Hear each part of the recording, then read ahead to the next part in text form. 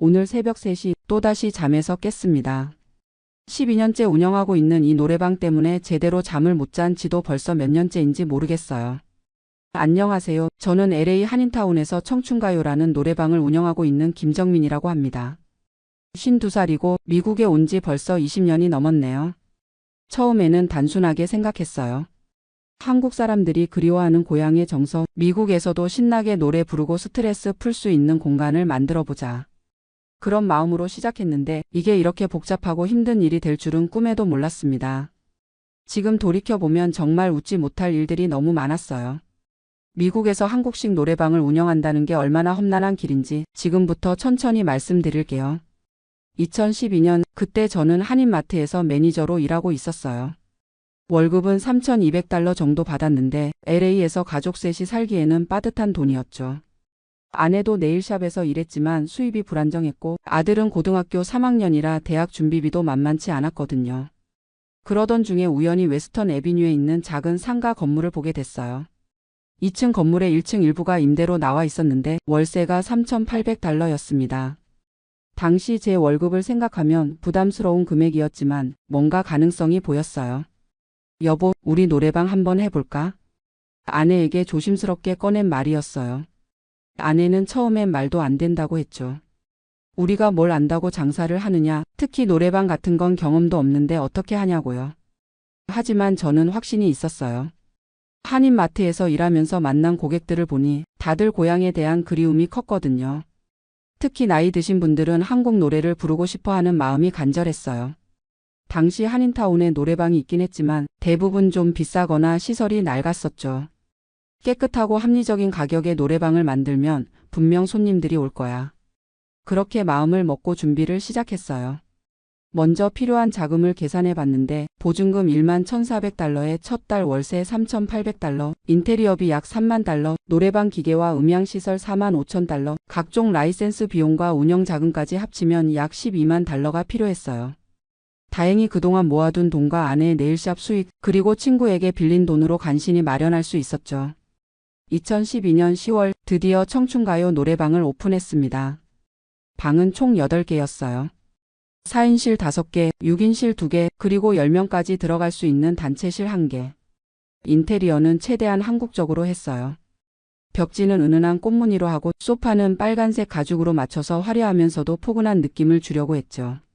각 방마다 42인치 TV를 설치하고 음향은 한국에서 직접 가져온 스피커를 사용했어요.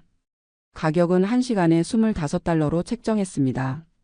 당시 다른 노래방들이 $35에서 $40 받는 것에 비하면 상당히 저렴한 편이었죠. 첫날부터 반응이 좋았어요. 아는 분들이 축하 겸 오셔서 노래를 부르고 소문을 듣고 오신 분들도 계셨고요. 특히 나이 드신 분들이 옛날 가요를 부르며 눈물을 흘리시는 모습을 보면서 정말 뿌듯했습니다. 이게 바로 내가 하고 싶었던 일이야. 그렇게 생각하며 열심히 일했어요. 매일 아침 10시에 문을 열어서 새벽 2시까지 운영했죠. 주말에는 새벽 3시까지 했고요. 처음 몇 달간은 정말 순조로웠어요. 월 매출이 $12,000 정도 나왔고 월세와 각종 비용을 제외하면 순수익이 $4,000 정도 남았거든요. 한인마트에서 받던 월급보다 훨씬 많은 돈이었죠. 그런데 문제는 여기서부터 시작됐어요. 2013년 3월 어느 날 갑자기 우편물 하나가 왔습니다. 발신인은 BMI라는 회사였어요. 영어로 빼곡히 적힌 편지였는데 처음에는 무슨 내용인지 잘 이해가 안 됐어요. 아들에게 번역을 부탁했더니 얼굴이 굳어지더니 이렇게 말하더라고요. 아빠, 이거 큰일 났어요. 음악 저작권 회사에서 소송을 걸겠다는 경고장이에요. 순간 머리가 하얘졌습니다. 소송이라니 도대체 무슨 일인지 영문을 모르겠더라고요. 편지 내용을 자세히 살펴보니 노래방에서 사용하는 음악에 대한 저작권료를 내야 한다는 거였어요. 그것도 매달 한 대당 $30씩, 저희 노래방 기계 팔 때면 월 $240를 내라는 거였죠. 아니, 우리는 한국에서 정식으로 기계를 사서 왔는데 뭔 소리야? 처음에는 이해가 안 됐어요. 한국에서 노래방 기계를 살 때 이미 음원 사용료를 다 지불한 줄 알았거든요.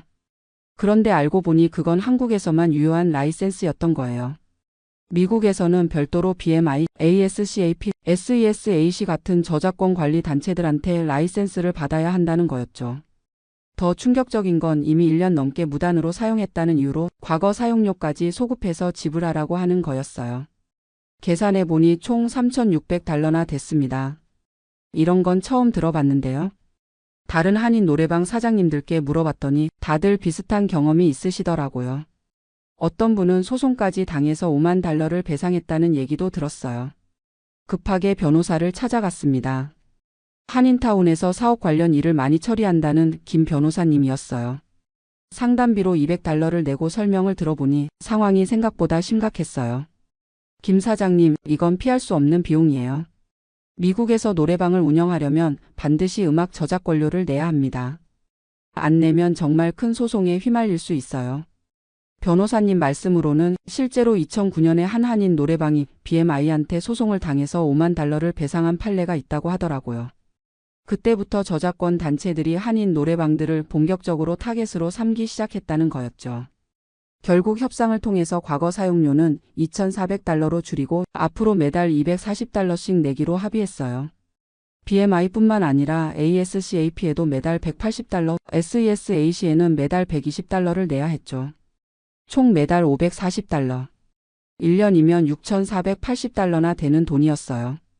그때까지 한 번도 계산에 넣어본 적 없는 비용이었죠. 이런 걸 미리 알았으면 후회해도 소용없었어요.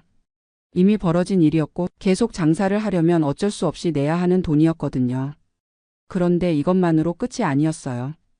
2013년 8월 이번에는 ABC 그러니까 캘리포니아 디파트먼트 오브 ALCOHOLIC BVRA 그래미 컨트롤에서 연락이 왔습니다. 처음에는 무슨 일인지 몰랐어요. 저희 노래방에서는 술을 안 팔았거든요. 고객들이 가끔 밖에서 사온 술을 가져와서 마시는 정도였죠. 그런데 단속 나온 직원 말로는 노래방에서 고객이 술을 마시는 걸 허용하려면 주류 라이센스가 있어야 한다는 거였어요. 설령 직접 판매하지 않더라도 술을 마실 수 있게 허용하는 것 자체가 문제라는 거였죠. 그럼 어떻게 해야 되나요? 두 가지 선택지가 있었어요. 하나는 아예 술을 금지하는 것, 다른 하나는 주류 라이센스를 받는 것. 첫 번째 선택지는 현실적으로 불가능했어요. 한국 사람들이 노래방에서 술 안 마시고 노래만 부른다는 게 말이 안 되잖아요. 그렇다고 손님들한테 술 가져오지 마세요라고 할 수도 없는 노릇이고요. 결국 주류 라이센스를 받기로 했습니다. 그런데 이게 또 만만치 않더라고요. 먼저 어떤 종류의 라이센스를 받을지 결정해야 했어요. 술을 직접 판매할 건지 아니면 그냥 마시는 걸 허용만 할 건지에 따라 라이센스 종류가 달랐거든요. 고민 끝에 타이프 42 라이센스를 신청했어요. 안에서 세일 비어 언드 와인 퍼블릭 프레머서즈라고 해서 맥주와 와인을 판매할 수 있는 라이센스였죠. 위스키 같은 독주는 안 되지만 노래방 특성상 맥주와 소주 정도면 충분했거든요. 라이센스 신청비만 2,600달러, 거기에 각종 서류 준비비와 변호사 비용까지 합치면 5,000달러가 넘게 들었어요. 그리고 신청 과정도 복잡했죠.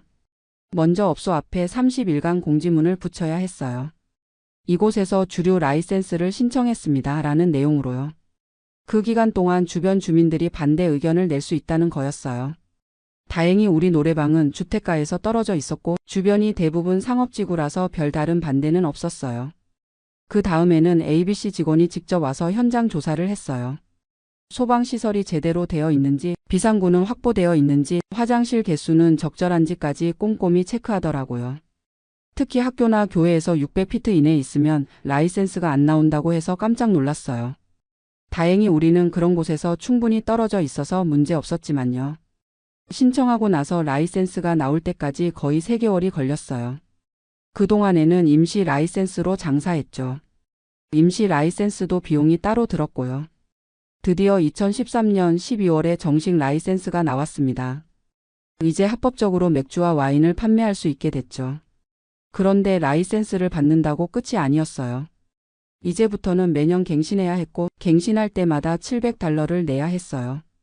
그리고 ABC에서 정기적으로 나와서 단속을 했죠.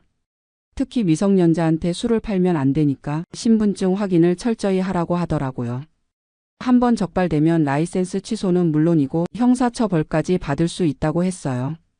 정말 복잡하네. 매번 새로운 규정을 익히느라 머리가 아팠어요. 술을 파는 시간도 제한이 있었거든요. 오전 6시부터 오전 2시까지만 판매 가능하고 일요일은 오전 10시부터라는 규정도 있었죠. 그리고 매달 ABC에 판매량 보고서를 제출해야 했어요. 얼마나 많은 맥주를 팔았는지, 와인은 얼마나 팔았는지 다 기록해서 보고하는 거였죠. 이런 일들을 겪으면서 깨달은 게 미국에서 장사한다는 게 정말 만만치 않다는 거였어요. 특히 노래방 같은 업종은 더더욱 그렇고요. 2014년 들어서면서 장사가 좀 안정됐다고 생각했는데 이번에는 전혀 예상치 못한 일이 터졌어요. 어느 날 오후 갑자기 경찰관 2명이 노래방으로 들어왔어요. 배지를 보여주면서 조사 때문에 왔다고 하더라고요. 무슨 조사요? 알고 보니 누군가 신고를 했다는 거였어요. 우리 노래방에서 불법적인 일이 벌어진다고 신고했다는 거였죠. 구체적으로는 매춘이나 성매매 관련 업소라는 신고였어요. 말도 안 돼요. 우리는 그냥 노래방인데요. 하지만 경찰은 일단 조사를 해야 한다고 했어요. 각 방을 하나씩 돌아보면서 확인하고 CCTV 영상도 보여달라고 하더라고요. 정말 억울했어요. 우리는 정말 깨끗하게 장사했거든요. 그런 불법적인 일은 꿈에도 생각해 본 적 없었는데 이런 의심을 받다니요. 나중에 알고 보니 한인타운에 있는 일부 노래방들이 실제로 그런 불법 영업을 했다고 하더라고요.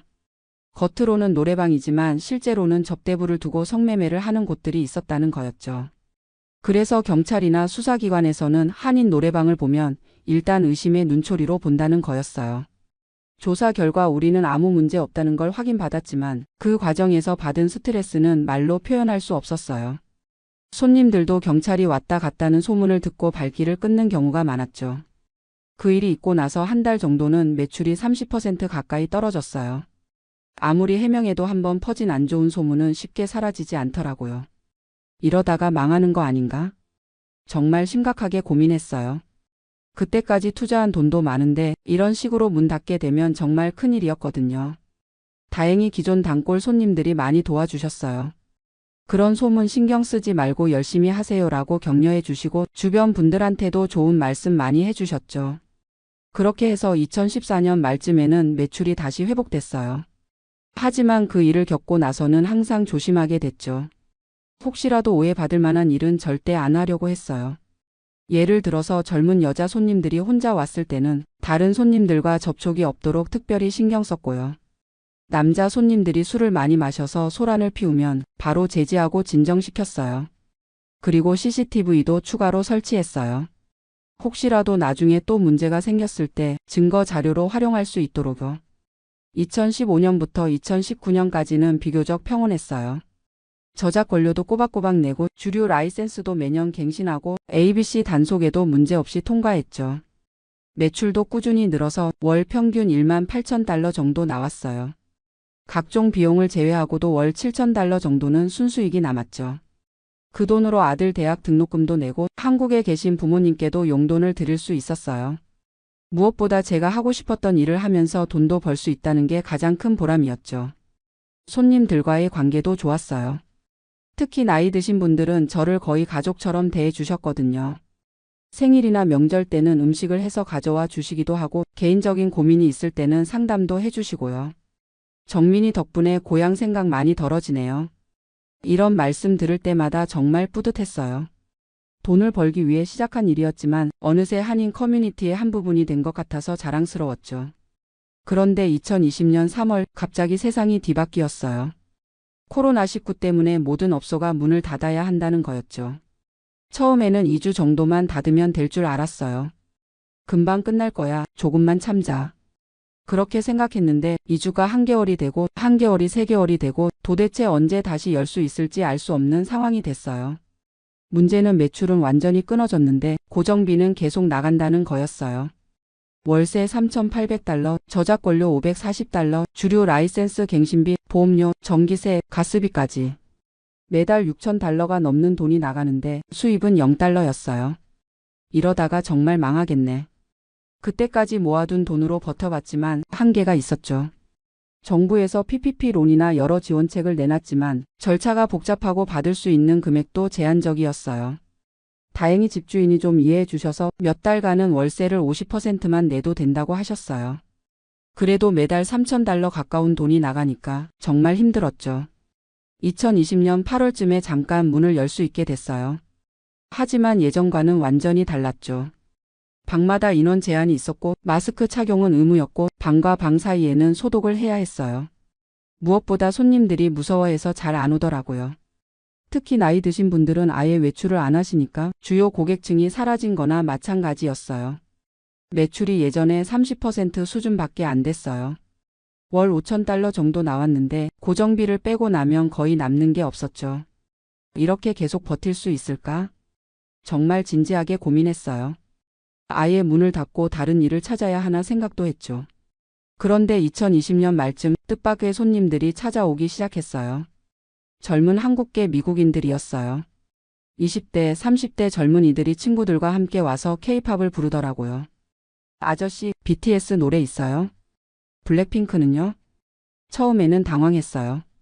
우리 노래방 기계에는 옛날 가요들이 대부분이었거든요. 트로트, 발라드, 80년대, 90년대 가요들 말이죠.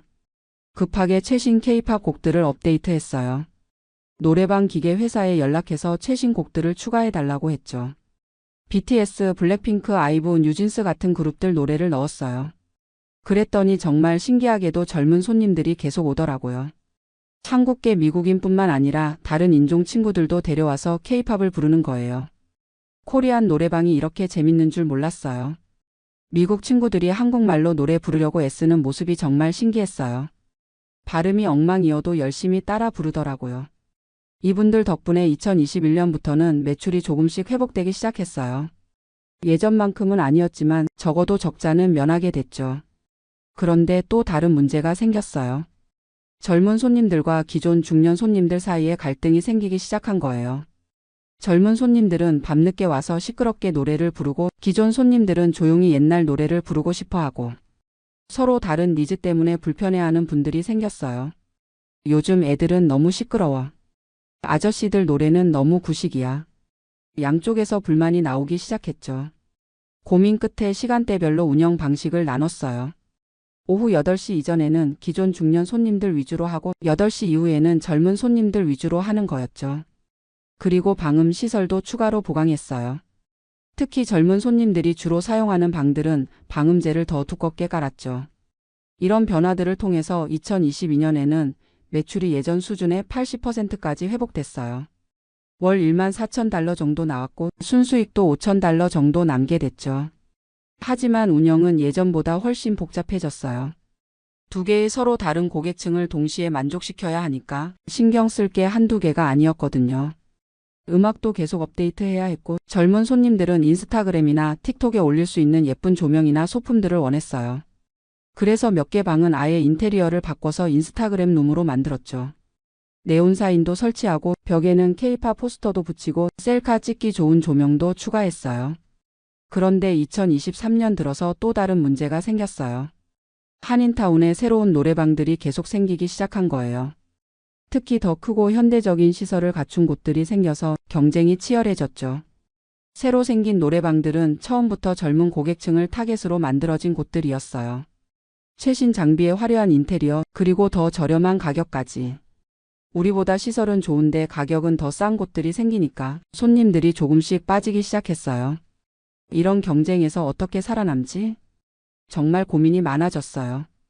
시설을 완전히 새롭게 바꾸자니 돈이 너무 많이 들고 가격을 내리자니 수익성이 떨어지고. 그래서 생각해낸 게 차별화 전략이었어요. 다른 노래방들이 할 수 없는 서비스를 만들어 보자는 거였죠.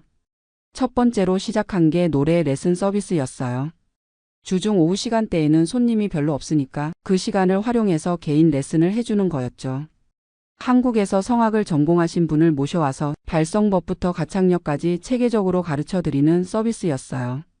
1시간에 $50로 책정했는데 의외로 반응이 좋았어요. 특히 나이 드신 분들이 좋아하셨죠. 나도 제대로 된 발성법을 배워서 노래를 더 잘 부르고 싶다는 분들이 많으셨거든요. 두 번째로는 홈파티 패키지를 만들었어요. 생일이나 기념일 같은 특별한 날을 위한 서비스였죠. 케이크, 꽃, 장식품까지 다 준비해서 특별한 분위기를 만들어 드리는 거였어요. 이것도 인기가 좋았어요. 특히 젊은 커플들이나 가족 단위 손님들이 많이 이용하셨죠. 세 번째로는 한국 문화 체험 프로그램을 시작했어요. 한국어를 배우는 외국인들이나 한국 문화에 관심 있는 분들을 위한 거였죠. 한국 전통 의상 한복을 입고 사진도 찍고 한국 전통 놀이도 해보고 물론 한국 노래도 배우는 프로그램이었어요. 이건 정말 뜻밖의 반응이었어요. UCLA나 USC 학생들이 단체로 오기도 하고 한국 문화에 관심 있는 다른 인종분들도 많이 오셨어요. 이런 차별화 서비스들 덕분에 2023년 매출은 오히려 팬데믹 이전보다 더 늘었어요. 월 2만 달러를 넘기기도 했죠. 하지만 여전히 어려운 점들이 많아요. 경쟁은 계속 치열해지고 있고 각종 규제나 비용들도 계속 늘어나고 있거든요. 특히 최근에는 임금 인상 문제가 큰 부담이에요. 캘리포니아 최저임금이 계속 올라가는데 저희는 직원을 3명 고용하고 있어서 인건비 부담이 만만치 않아요. 그리고 전기료나 가스료 같은 유틸리티 비용도 많이 올랐어요. 예전에는 월 400달러 정도였는데 지금은 700달러가 넘게 나와요. 임대료도 매년 조금씩 오르고 있고요. 지금은 월 4,500달러를 내고 있는데 내년에는 또 얼마나 오를지 모르겠어요. 하지만 그래도 포기할 생각은 없어요. 12년 동안 이 일을 하면서 정말 많은 것들을 배웠고 무엇보다 이 일에 대한 애정이 생겼거든요. 단순히 돈을 벌기 위한 사업이 아니라 한인 커뮤니티의 한 부분으로서 역할을 하고 있다는 자부심이 있어요. 고향을 그리워하는 분들에게는 위로가 되어드리고 젊은 세대에게는 한국 문화를 알려주는 역할도 하고 다른 인종분들에게는 한국을 이해할 수 있는 창구가 되기도 하고요. 물론 앞으로도 어려움은 계속 있을 거예요. 미국에서 이런 업종을 하는 게 쉬운 일은 아니니까요. 하지만 그동안 겪었던 일들을 통해서 많이 배웠고 이제는 어떤 문제가 생겨도 해결할 자신이 있어요. 무엇보다 가족들이 많이 도와주고 있어서 힘이 나요. 아들도 대학을 졸업하고 이제 저를 도와주고 있고 아내도 네일샵 일을 그만두고 노래방 일에 전념하고 있어요. 요즘은 새로운 계획도 세우고 있어요. 한인타운에 2번째 매장을 열까 생각 중이거든요. 이번에는 처음부터 젊은 고객층을 타겟으로 해서 완전히 다른 컨셉으로 만들어 보려고 해요. 미국에서 한국식 노래방을 운영한다는 게 정말 쉽지 않은 일이지만 그만큼 보람도 크고 의미도 있는 일인 것 같아요. 앞으로도 계속 열심히 해서 더 많은 분들에게 기쁨과 위로를 드릴 수 있는 공간을 만들어 나가고 싶습니다.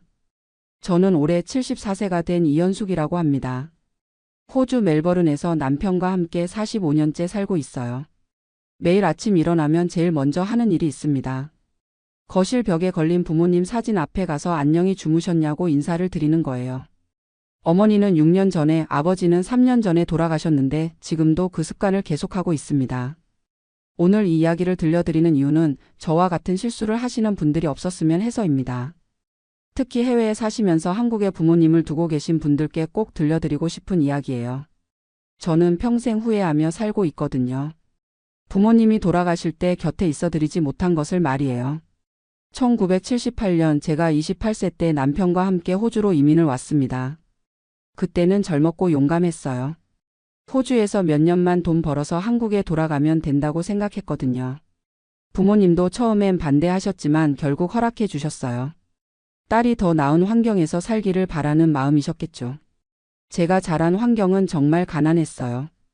경남 진주에서 태어났는데 아버지는 농사를 지으셨고 어머니는 남의 집일을 도와주시면서 우리 남매 4명을 키우셨어요. 겨울이면 연탄가스 때문에 머리가 아프고 여름이면 더위에 잠을 못 자는 그런 집에서 살았습니다. 부모님은 당신들이 못 배운 한을 자식들에게는 안 물려주겠다고 하시면서 어떻게든 공부를 시켜주셨어요. 저도 고등학교까지는 졸업할 수 있었거든요. 그래서 더 나은 삶을 꿈꿨던 것 같아요. 신문에서 호주 이민 광고를 보고 남편과 상의했을 때 둘 다 가슴이 뛰었어요. 넓은 땅, 깨끗한 공기, 좋은 일자리. 그런 곳에서 살면서 부모님께도 용돈을 넉넉히 보내드릴 수 있을 거라고 생각했죠. 부모님께 이민 이야기를 꺼냈을 때 어머니가 눈물을 글썽이시더라고요. 딸을 그렇게 먼 곳으로 보내기 싫다고 돈은 없어도 가족이 함께 있는 게 제일이라고 하셨어요. 하지만 저는 고집을 부렸어요. 몇 년만 있다가 돌아오겠다고 돈 많이 벌어서 부모님을 편하게 해드리겠다고 약속했습니다. 그렇게 1978년 3월 인천공항에서 부모님과 작별 인사를 했어요. 어머니는 끝까지 손을 놓지 않으시려고 하셨고 아버지는 남자라고 티를 안 내시려고 하셨지만 눈이 빨갛게 되어 있으셨어요. 저는 그때 몰랐어요. 그게 부모님과 제대로 된 마지막 인사가 될 줄은요. 멜버른에 도착했을 때의 감동은 지금도 기억해요. 3월이니까 호주는 가을이었는데 공기가 정말 맑고 도시가 깨끗했어요.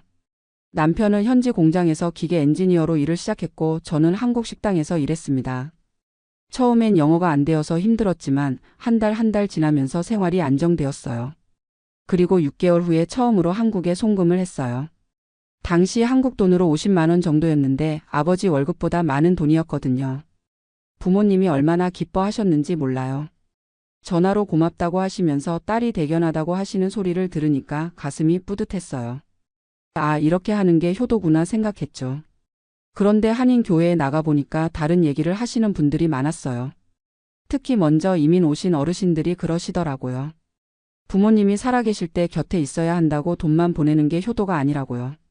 그분들 중에 부모님 돌아가실 때 못 간 분들이 많았거든요. 그런데 저는 그때 그런 말씀들을 진지하게 받아들이지 않았어요. 젊었으니까 그랬던 것 같아요. 부모님이 아직 60대 초반이셨고 건강하셨거든요. 몇 년 더 있다가 돌아가면 된다고 생각했어요. 그리고 매달 송금하고 있으니까 제 역할은 다 하고 있다고 생각했죠. 지금 생각해보면 정말 어리석었어요.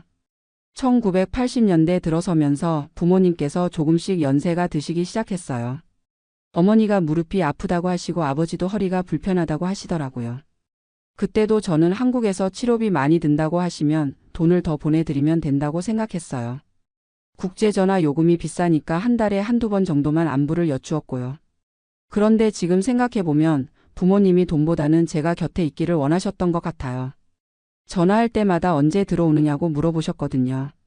저는 그때마다 조금만 더 있다가 돈 조금만 더 모아서 간다고 했어요.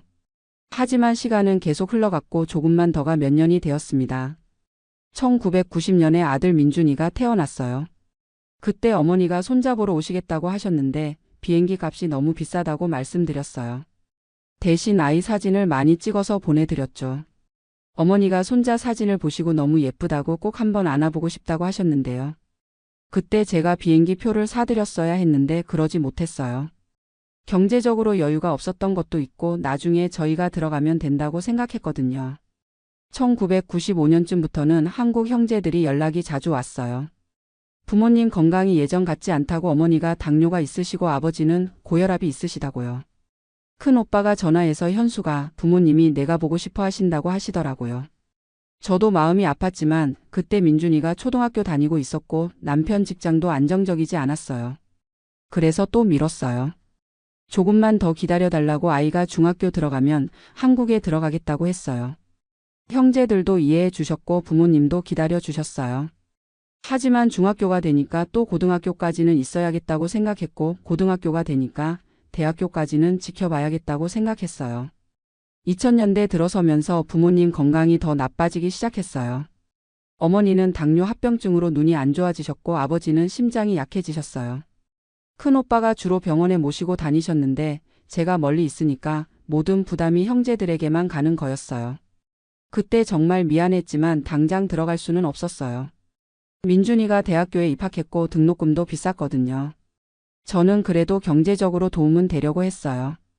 부모님 병원비 약값은 제가 다 보내드렸어요. 한 달에 200만 원씩은 꼬박꼬박 송금했거든요.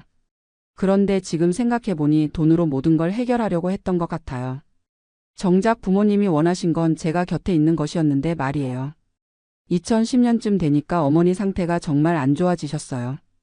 당뇨 합병증으로 신장도 나빠지시고 거동도 불편해지셨어요. 작은 오빠가 전화해서 어머니가 현숙이 보고 싶어서 잠을 못 주무신다고 하시더라고요. 그때 정말 마음이 아팠어요. 하지만 그때도 당장 갈 수는 없었어요.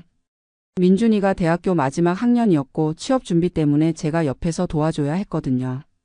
2015년 어머니가 병원에 입원하셨어요. 신장 기능이 많이 떨어져서 투석을 받으셔야 한다고 하더라고요. 그때 큰오빠가 전화해서 이번엔 정말 위험할 수도 있다고 빨리 들어오라고 하셨어요. 저도 그때는 정말 가야겠다고 생각했어요. 비행기표도 알아봤어요. 그런데 어머니 상태가 조금 좋아지셨다는 연락이 왔어요. 투석 치료가 잘 되고 있고 퇴원할 수 있을 것 같다고 하시더라고요. 그래서 또 안심하고 가는 걸 미뤘어요. 조금 더 안정되면 그때 가서 오래 있겠다고 생각했거든요. 지금 생각하면 그때 갔어야 했는데요. 2017년 어느 날 작은 오빠한테서 전화가 왔어요. 한국 시간으로는 새벽 3시쯤이었는데 멜버른은 오후였어요. 전화 받자마자 오빠가 울먹이는 소리가 들렸어요. 어머니가 새벽에 갑자기 호흡이 곤란해지셔서 응급실로 갔는데 의식을 잃으셨다고 하더라고요. 그 순간 머리가 하얘졌어요. 어떻게 해야 할지 모르겠더라고요. 남편한테 얘기하고 급하게 비행기표를 알아봤어요. 그런데 당장 출발할 수 있는 비행기가 없었어요. 제일 빨라도 다음날 저녁에 출발해서 한국에 도착하는 건 그 다음날 오후였어요. 밤새 잠을 못 자고 기다렸는데 다음날 아침에 또 전화가 왔어요. 어머니가 그날 새벽에 돌아가셨다는 소식이었어요. 마지막 순간에 제 이름을 부르셨다고 하더라고요. 현숙이는 언제 오느냐고 물어보셨다고요. 그 말을 듣는 순간 정말 세상이 무너지는 것 같았어요. 39년 동안 호주에 살면서 부모님을 제대로 뵙지도 못하고 마지막 순간에도 곁에 있지 못했다는 자책감이 몰려왔어요. 남편이 위로해 주려고 했지만 소용없었어요. 제가 너무 이기적이었구나 하는 생각만 들었거든요. 더 힘든 건 장례식에도 갈 수 없었다는 거예요. 그때가 2017년이었는데 비자 문제도 있었고 당장 휴가를 낼 수도 없는 상황이었어요. 결국 화상통화로 어머니 장례식을 지켜봤어요. 관 속에 누워 계신 어머니를 보면서 정말 많이 울었어요. 마지막 인사도 제대로 드리지 못했다는 생각에 가슴이 찢어지는 것 같았어요. 장례식 후에 형제들과 화상통화를 했는데 다들 저를 원망하지는 않았어요. 오히려 멀리서 고생한다고 위로해 주더라고요. 하지만 저는 그게 더 마음 아팠어요. 원망이라도 해주면 좋겠는데 그렇게 이해해 주시니까 더 죄책감이 들었거든요. 어머니가 돌아가신 후에 아버지가 많이 우울해하셨어요. 50년 넘게 함께 사신 분이 갑자기 세상을 떠나시니까 얼마나 허전하셨겠어요. 제가 매일 전화를 드렸는데 아버지가 늘 똑같은 말씀만 하셨어요. 어머니가 마지막까지 현숙이 보고 싶어 했다고 왜 진작 들어오지 않았냐고요. 그 말씀을 들을 때마다 가슴이 찢어졌어요. 정말 후회됐거든요. 돈을 벌겠다고 아이를 잘 키우겠다고 하면서 정작 제일 소중한 걸 놓쳤구나 싶었어요. 어머니한테 마지막 인사도 드리지 못하고 손도 한번 제대로 잡아드리지 못했다는 게 너무 원통했어요. 그래서 아버지만이라도 모셔오려고 했어요. 호주로 오셔서 저희와 함께 사시라고 권해드렸거든요. 하지만 아버지는 단호하게 거절하셨어요. 어머니 곁을 떠날 수 없다고 고향을 떠날 수 없다고 하시더라고요. 그리고 현숙이가 들어와야 한다고 이제라도 들어와서 함께 살자고 하셨어요. 저도 진짜 고민했어요. 그때 민준이는 이미 직장을 다니고 있었고 저희 부부도 나이가 70이 가까워지고 있었거든요. 지금 한국에 들어가면 다시 정착하기 어렵겠다는 생각도 들었어요. 호주에서 45년을 살았는데 갑자기 한국에 가서 살 수 있을까 하는 두려움도 있었고요. 결국 아버지를 설득해서 호주 방문이라도 해보시라고 했어요. 2018년에 아버지가 처음으로 호주에 오셨어요. 80세가 넘은 나이에 긴 비행기 여행을 하시는 게 걱정됐지만 그래도 손자 손녀를 만나시는 걸 보니까 좋아하시더라고요. 민준이도 할아버지를 정말 반가워했고 며느리 소영이도 친어머니처럼 모셨어요. 하지만 아버지는 3개월 만에 한국으로 돌아가시겠다고 하셨어요. 음식도 입에 안 맞고 말도 안 통하고 무엇보다 어머니 산소를 돌볼 사람이 없다고 하시면서요. 저는 더 계시라고 붙잡고 싶었지만 억지로 붙잡을 수는 없었어요. 아버지의 마음을 이해하니까요. 아버지가 한국에 돌아가신 후로는 매일 화상통화를 했어요. 시차 때문에 한국이 밤일 때 제가 전화를 드렸는데 아버지가 혼자 계시는 모습을 보니까 마음이 너무 아팠어요. 저녁도 대충 드시고 TV만 보면서 시간을 보내시는 모습이 안쓰러웠거든요. 2019년에는 제가 한국에 갔어요. 어머니 돌아가신 후 처음 가는 거였는데 정말 마음이 복잡했어요. 어머니 산소에 가서 참배를 드리는데 눈물이 멈추지 않더라고요. 살아생전에 한 번 더 찾아뵙지 못한 게 너무 후회됐어요. 아버지와 함께 지낸 한 달은 정말 소중한 시간이었어요. 아버지가 어머니 이야기를 많이 해주셨거든요. 제가 호주에 간 후에 어머니가 얼마나 그리워하셨는지, 제 편지가 올 때마다 얼마나 기뻐하셨는지요. 그리고 마지막에는 현숙이만 보면 소원이 없겠다고 계속 말씀하셨다고 하더라고요. 그 이야기를 들으면서 정말 가슴이 미어졌어요. 저는 돈만 보내면 되는 줄 알았는데 어머니는 돈보다 딸을 보고 싶어 하셨던 거였어요. 편지나 전화로는 채워지지 않는 그리움이 있으셨던 거죠. 제가 너무 어리석었구나 하는 생각이 들었어요. 그때부터 마음을 바꿨어요. 아버지한테는 자주 연락드리고 1년에 한 번씩은 꼭 한국에 가자고 다짐했어요. 그리고 2020년에도 갈 계획이었는데 코로나19 때문에 못 갔어요. 국경이 봉쇄되고 비행기도 끊어졌거든요. 2020년 내내 아버지와는 화상통화로만 안부를 확인했어요. 아버지도 코로나 때문에 외출을 못하시고 형제들도 자주 못 찾아뵈니까 많이 외로워하셨어요. 제가 매일 전화를 드렸지만 한계가 있었죠. 화면으로 보는 것과 실제로 만나는 건 다르니까요. 2021년 봄에 작은 오빠한테서 연락이 왔어요. 아버지가 몸살을 앓으시는데 병원에 가기를 거부하신다고요. 혼자 계시니까 기력도 떨어지시고 의욕도 없어 보인다고 하더라고요. 저는 그때 정말 조바심이 났어요. 어머니 때처럼 또 늦으면 어떡하나 하는 걱정이 들었거든요. 그래서 급하게 한국행을 알아봤어요. 코로나 때문에 격리를 2주 해야 했지만 그래도 가야겠다고 생각했어요. 다행히 2021년 여름에 입국이 가능해졌고 저는 바로 비행기표를 예약했어요. 남편도 같이 가려고 했는데 나이가 많아서 장거리 여행이 부담스럽다고 해서 저 혼자 갔어요. 한국에 도착해서 2주 격리를 하고 아버지를 뵈었는데 정말 많이 야위셨더라고요. 2019년에 봤을 때보다 10살은 더 늙어 보이셨어요. 혼자 지내시면서 끼니도 제대로 못 챙기시고 운동도 안 하시니까 근육도 많이 빠지셨어요. 그때 아버지한테 정말 미안하다고 사과를 드렸어요. 어머니 임종 때 못 온 것도 그동안 자주 찾아뵙지 못한 것도요. 아버지는 이제 와서 무슨 소리냐고 멀리서 고생하는 딸을 어떻게 원망하겠냐고 하시면서 오히려 저를 위로해 주시더라고요. 그런 아버지가 더 고마우면서도 죄송했어요. 3개월 동안 아버지와 함께 지내면서 정말 많은 이야기를 나눴어요. 어머니와의 추억 이야기, 제가 어렸을 때 이야기, 그리고 아버지의 인생 이야기까지요. 아버지가 얼마나 어머니를 사랑하셨는지, 자식들을 위해 얼마나 희생하셨는지 새삼 깨달았어요. 그리고 아버지한테서 들은 말씀 중에 가슴에 와 닿는 게 있었어요. 자식이 효도하고 싶을 때 부모가 있어야 효도를 할 수 있다고, 시간은 기다려주지 않는다고 하시더라고요. 돈은 언제든 벌 수 있지만 부모와 함께할 시간은 한정되어 있다고요. 그 말씀을 듣고 정말 뼈저리게 느꼈어요. 호주로 돌아올 때 아버지가 공항까지 마중 나오셨어요.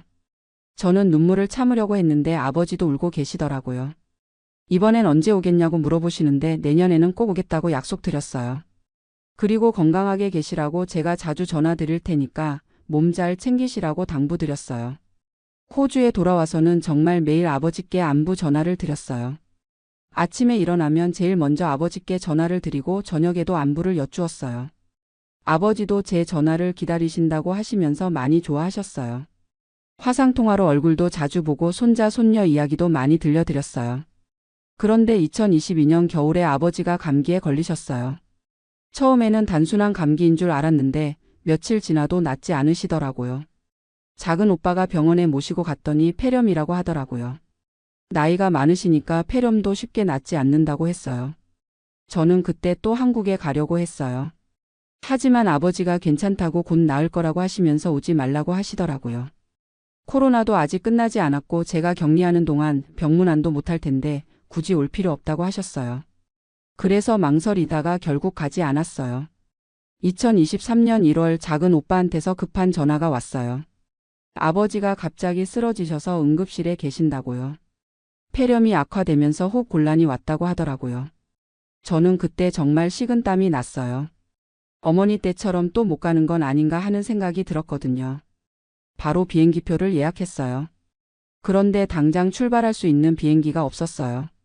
다음 날 저녁에 출발해서 모레 오후에 도착하는 비행기밖에 없었거든요. 하루라도 빨리 가고 싶었는데 그럴 수 없어서 정말 속이 탔어요. 그날 밤에 아버지와 화상통화를 했어요. 병원에서 산소 마스크를 끼고 계셨는데도 제 걱정을 해주시더라고요. 괜찮으니까 천천히 오라고, 비행기 조심히 타라고 하시면서요. 그 모습을 보니까 눈물이 났어요. 이런 상황에서도 딸 걱정을 해주시는 아버지가 고마우면서도 안쓰러웠어요. 비행기에서 12시간 동안 정말 애가 탔어요. 아버지가 무사히 계실까, 제가 도착할 때까지 기다려 주실까 하는 걱정으로 잠도 못 잤어요. 어머니 때처럼 또 늦으면 어떡하나 하는 두려움이 계속 들었거든요. 인천공항에 도착해서 바로 작은 오빠한테 전화했어요. 다행히 아버지 상태가 조금 안정되었다고 하더라고요. 저는 그 말을 듣고 정말 안도했어요. 공항에서 바로 병원으로 달려갔어요. 병원에서 아버지를 뵈었을 때 정말 많이 약해져 계셨어요. 하지만 제가 온 걸 보시고 많이 기뻐하시더라고요. 손을 꼭 잡으시면서 고맙다고 멀리서 왔는데 고생했다고 하시는 거예요. 저는 그때 정말 다행이다 싶었어요. 이번에는 아버지 곁에 있을 수 있어서요. 2주 동안 병원에서 간병했어요. 아버지 상태가 조금씩 좋아지는 것 같았거든요. 의사 선생님도 나이에 비해 회복이 빠르다고 좀 더 지켜보자고 하셨어요. 저는 그 말을 듣고 희망을 가졌어요.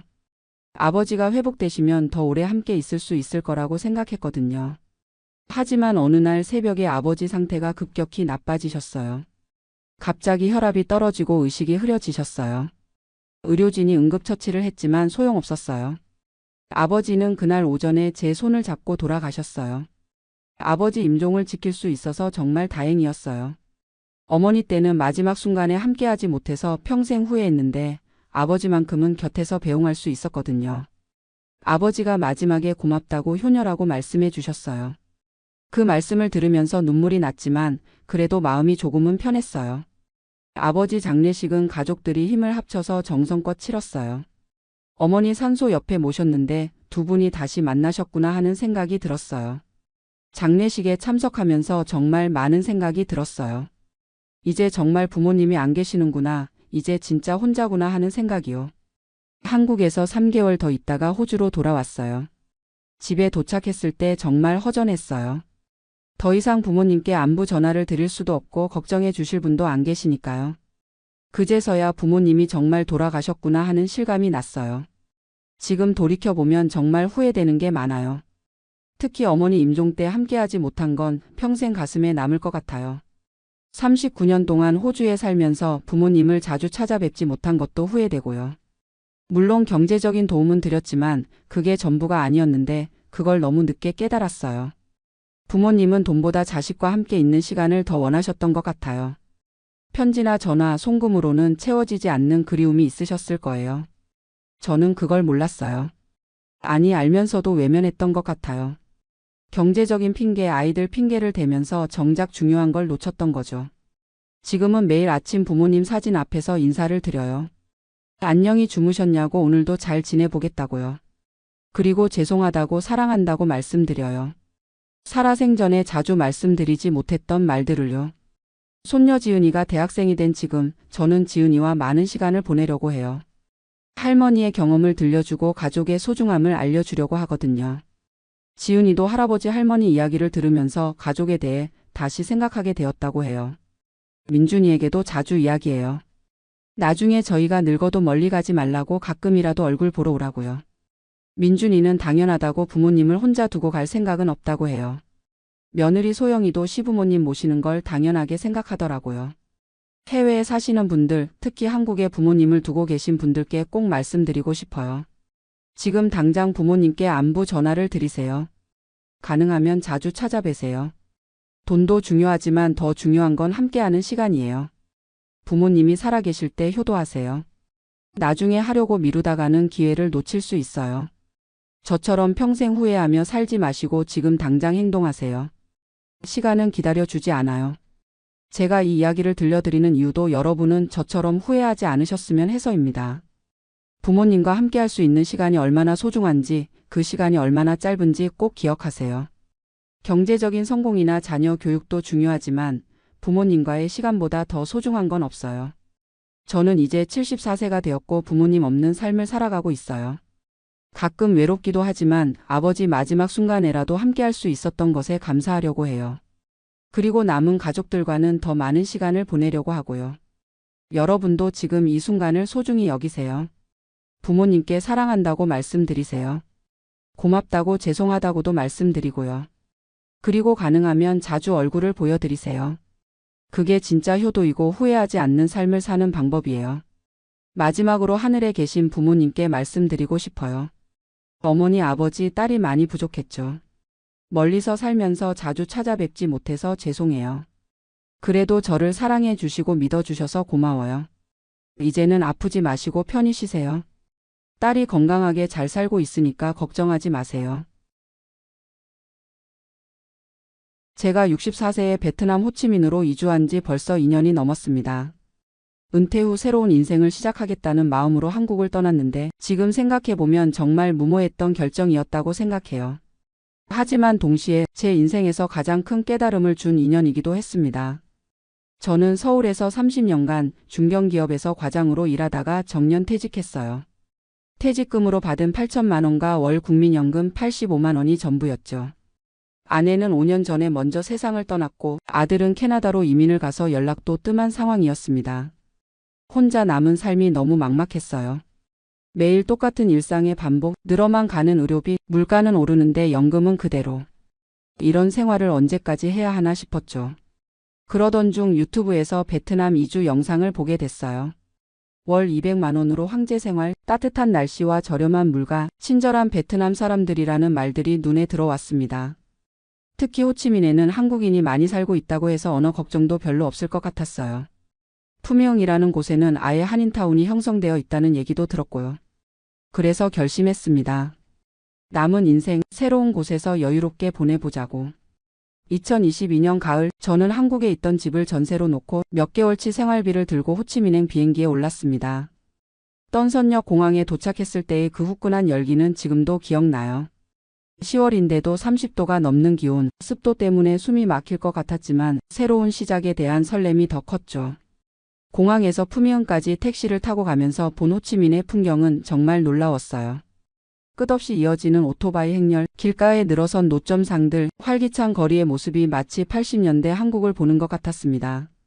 미리 구한 월세 아파트에 도착했을 때 제가 상상했던 것보다는 시설이 좀 낡았지만 그래도 나쁘지 않았어요. 한 달에 500달러, 우리 돈으로 65만 원 정도였죠. 한국에서 반지하 월세보다 싸다고 생각했습니다. 첫 며칠은 정말 좋았어요. 아침에 일어나면 따뜻한 햇살, 근처 카페에서 마시는 베트남 커피도 향이 진했고 무엇보다 쌀국수 한 그릇이 5만 동, 우리 돈으로 3천 원도 안 했거든요. 이거면 정말 200만 원으로 여유롭게 살 수 있겠네. 그렇게 생각했습니다. 하지만 한 달이 지나면서부터 뭔가 이상했어요. 생각보다 돈이 많이 나가는 거예요. 일단 전기세가 장난이 아니었습니다. 에어컨 없이는 도저히 잘 수가 없는데 하루 종일 틀어놓으니까 한 달에 전기세만 15만 원이 나왔어요. 한국에서 겨울 난방비보다 비쌌죠. 그리고 물가도 생각보다 높았습니다. 길거리 쌀국수는 싸지만 한인타운 근처 식당에 가면 한 끼에 2만 원은 기본이었어요. 마트에서 한국 식품을 사려고 하면 한국보다 2배는 비쌌고요. 하지만 진짜 놀란 건 따로 있었습니다. 한국에서 올 때 한국인끼리는 서로 도와가며 산다고 들었거든요. 그런데 막상 와보니까 한국인 사회가 생각보다 복잡했어요. 푸미흥에 한국인이 많다고는 하지만 다들 자기만의 그룹이 있더라고요. 대기업 주재원들, 사업하는 사람들, 저처럼 은퇴해서 온 사람들, 각자 계층이 나뉘어 있었습니다. 저는 은퇴자 모임에 나가봤는데 거기서도 또 서열이 있었어요. 공무원 연금 받는 사람, 대기업 퇴직금 많이 받은 사람, 자영업했던 사람, 보이지 않는 서열이 엄연히 존재했죠. 어떤 분은 한 달에 300만 원씩 쓰면서 사시더라고요. 골프 치고 고급 한식당에서 식사하고 베트남 여행도 다니면서요. 그런 분들 옆에 있으면 제가 초라해 보였어요. 월 85만 원 연금으로 어떻게 그렇게 살 수 있겠어요. 그래서 현지인들과 어울려 보려고 했는데 이것도 쉽지 않았습니다.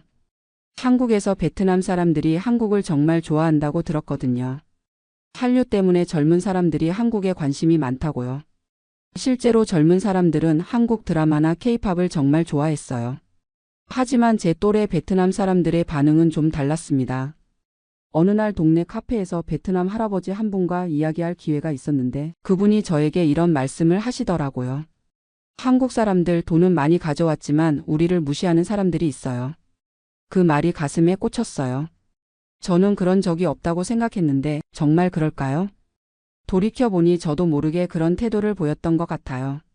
마트에서 물건값을 깎으려고 하거나 택시 요금이 비싸다고 불평하거나 한국에서는 이렇게 안 한다는 식으로 말한 적이 있었거든요. 그때 깨달았습니다. 제가 베트남을 돈 적게 들고 편하게 살 수 있는 곳 정도로만 생각했구나. 베트남 사람들도 자존심이 있고 자기만의 문화가 있는데 저는 그걸 존중하지 않았던 거예요. 6개월쯤 지났을 때 가장 큰 충격을 받은 일이 있었습니다. 근처에 사는 한국인 아주머니 한 분이 저에게 이런 말을 하셨어요. 아저씨, 베트남에서는 조심해야 해요. 현지인들이 한국인 보면 돈 있다고 생각해서 바가지 씌우려고 하거든요. 절대 현지 가격으로 사면 안 돼요. 그런데 며칠 후 제가 자주 가는 쌀국수집 아주머니가 저에게 말했어요. 아저씨는 다른 한국 손님들과 달라요. 인사도 잘하고 베트남어도 배우려고 하고 우리를 사람 취급해 주네요. 그 말을 듣고 충격받았습니다. 사람 취급이라는 표현이 무슨 의미인지 알겠더라고요. 일부 한국인들이 베트남 사람들을 대하는 태도가 문제였던 거예요. 우리가 돈 주고 사는 고객이니까 당연히 잘해줘야 한다. 이런 식의 생각 말이에요. 저도 그런 적이 있었던 것 같아서 부끄러웠어요. 그 이후로 제 생각이 많이 바뀌었습니다. 베트남어를 배우기 시작했어요. 간단한 인사말부터 감사하다는 말, 미안하다는 말을 베트남어로 하려고 노력했죠. 그러니까 현지 사람들의 태도도 달라지더라고요. 쌀국수 집에서는 공짜로 반찬을 더 주기도 하고 마트 직원들도 친절하게 대해줬어요. 무엇보다 제가 베트남에 대해 잘못 알고 있던 게 많다는 걸 깨달았습니다. 베트남이 가난한 나라라고 생각했는데 호치민은 정말 빠르게 발전하고 있었어요. 고층 빌딩들이 계속 올라가고 젊은 사람들은 스마트폰으로 결제도 하고 배달 앱도 우리보다 더 발달해 있었죠. 그리고 베트남 사람들이 게으르다는 편견도 있었는데 실제로는 정말 부지런했어요. 새벽부터 밤늦게까지 일하는 사람들이 많았고 특히 젊은 세대들은 정말 열심히 살고 있었습니다. 1년쯤 지나서 가장 놀란 일이 있었어요. 제가 자주 가는 쌀국수 집 아들이 대학생인데 한국어를 독학으로 배우고 있다고 하더라고요. 나중에 한국 회사에 취업하고 싶다면서요. 그 친구가 저에게 한국어를 가르쳐 달라고 부탁했어요. 대신 저에게 베트남어를 가르쳐 주겠다고 했죠. 그때부터 일주일에 2번씩 만나서 언어 교환을 했습니다. 그 과정에서 베트남의 젊은 세대가 얼마나 똑똑하고 열정적인지 알게 됐어요. 그 친구를 통해 베트남 역사도 배우고 문화도 이해하게 됐습니다. 베트남 전쟁 이야기를 들으면서 이 나라 사람들이 얼마나 강인한지도 알게 됐고요. 그리고 무엇보다 제가 얼마나 편견에 사로잡혀 있었는지 깨달았습니다. 한국에서 베트남은 가난하고 뒤처진 나라라고 생각했는데 실제로는 정말 빠르게 발전하고 있는 역동적인 나라였어요. 물론 아직 불편한 점들도 많아요. 교통이 혼잡하고 인프라가 부족한 부분도 있고 가끔 정전도 되고요. 하지만 그런 것들이 이 나라의 매력이기도 해요. 변화하고 있는 모습을 직접 볼 수 있고 그 에너지를 느낄 수 있거든요. 지금은 베트남 생활이 정말 만족스러워요. 처음에 생각했던 저렴하고 편한 나라가 아니라 함께 살아가는 이웃이라는 생각으로 바뀌었거든요. 한 달 생활비도 처음보다 오히려 줄었어요. 현지 마트에서 장보고 현지 음식도 즐기고 굳이 비싼 한국 식품만 고집하지 않으니까요.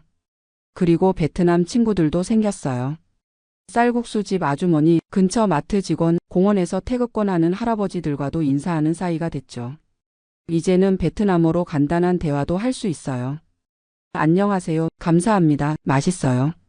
이런 말들을 베트남어로 하면 사람들이 정말 좋아해요. 제가 베트남에서 가장 놀란 것은 뭐였을까요? 물가가 생각보다 높다는 것도 놀랐고 한국인 사회의 복잡함도 놀랐지만 가장 놀란 건 바로 나 자신이었어요. 64세까지 살면서 고정관념에 얼마나 사로잡혀 있었는지 다른 문화를 얼마나 편견으로 바라봤는지 깨달았거든요. 한국에서는 나이 들면 변하기 어렵다고 하잖아요. 하지만 저는 64세에 베트남에 와서 정말 많이 변했어요. 더 열린 마음으로 세상을 보게 됐고 다른 사람들을 존중하는 마음도 커졌습니다. 이제 제가 베트남에서 하고 싶은 일이 생겼어요. 한국어를 배우고 싶어하는 베트남 젊은이들에게 한국어를 가르쳐 주는 거예요. 그리고 저처럼 베트남에 정착하려는 한국 어르신들에게는 현실적인 조언을 해드리고 싶어요. 베트남은 천국이 아니에요. 하지만 마음가짐에 따라 정말 좋은 곳이 될 수 있어요. 이게 제가 전하고 싶은 메시지입니다. 돈만 있으면 편하게 살 수 있다고 생각하지 마세요. 현지 문화를 존중하고 사람들을 진심으로 대하면 베트남 사람들도 진심으로 대해줘요. 그리고 무엇보다 나이가 들어도 배울 수 있고 변할 수 있다는 걸 깨달았어요. 저는 앞으로도 베트남에서 살아갈 생각이에요. 물론 언젠가는 건강 문제로 한국에 돌아가야 할 수도 있겠지만 지금은 이곳이 저의 제2의 고향 같은 느낌이거든요. 매일 아침 쌀국수 집에서 신짜오라고 인사하고 공원에서 태극권 하는 할아버지들과 수다 떨고 저녁에는 베트남어 공부하는 이런 일상이 정말 소중해요. 한국에 계신 또래 분들께 하고 싶은 말이 있어요. 은퇴 후에도 새로운 도전을 두려워하지 마세요.